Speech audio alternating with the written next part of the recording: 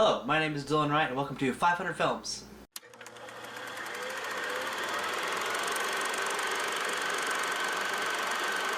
Today, we're going to be looking at number 351, Spectre, the fourth Daniel Craig James Bond movie. This organization, do you know what it's called?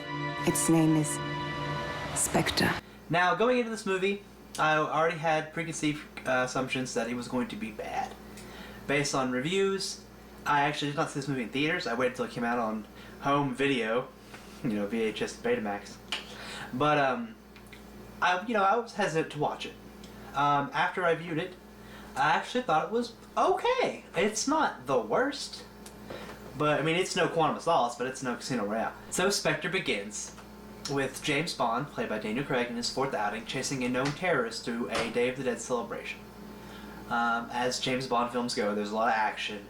There's a lot of explosions and gunshots and unnecessary violence. And as James Bond films go, there's explosions, there's gunfights, there's a building crumbling, and a helicopter ride that almost crashes into a group of people.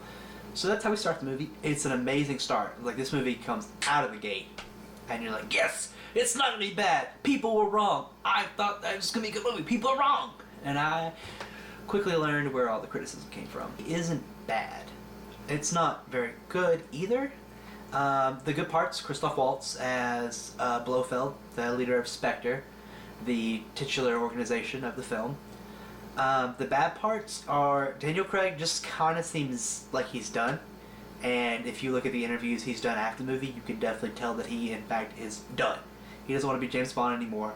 And you can kind of tell in his performance. He kind of half-asses his way through scenes. It just feels the flame of the character is gone.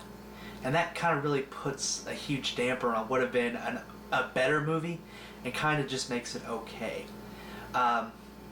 Looking visually, this movie is stunning. And this movie is shot digitally. It was probably the most expensive James Bond film to date. One of the explosions in the movie is actually in the Guinness World Records as most explosions used on a set.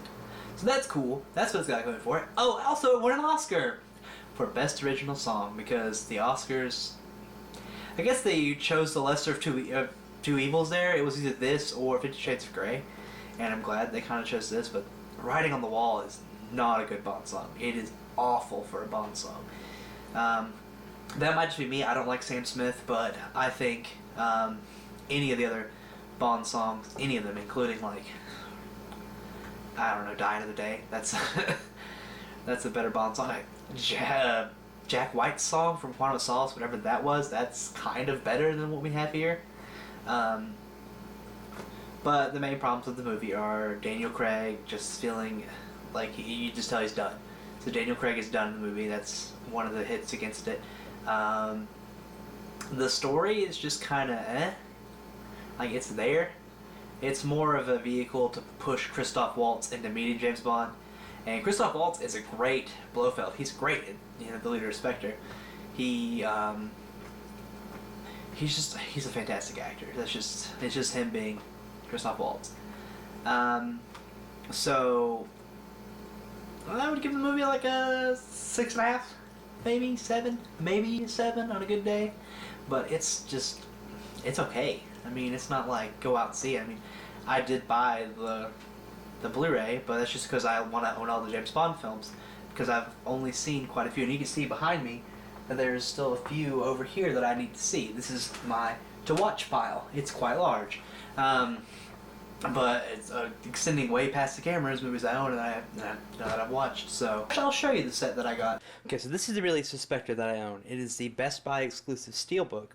The reason I chose the steelbook over, say, the Target exclusive is because I like that it has a debossed bullet hole in the front. It's very minimalistic. I like that it just says Spectre 007. If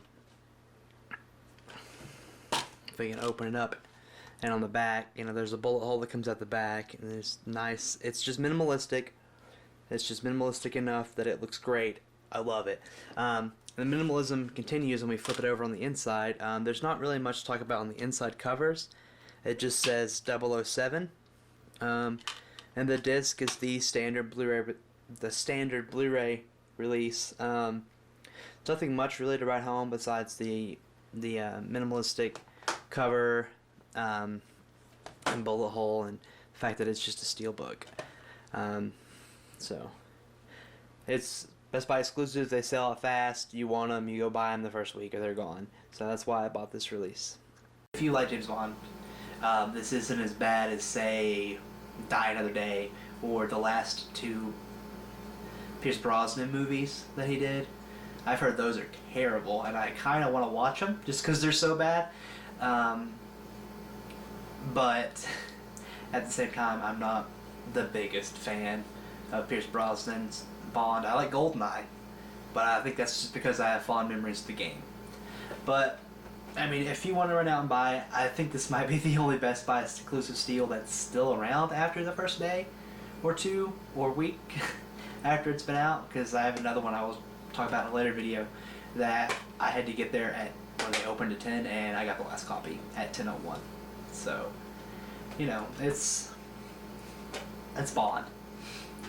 So that's 351. I've already seen 352, so I won't roll the dice for you, but I'll leave you a hint. It's another Best Buy exclusive steelbook, and it's by Quentin Tarantino. So I'll see you next time with number 352.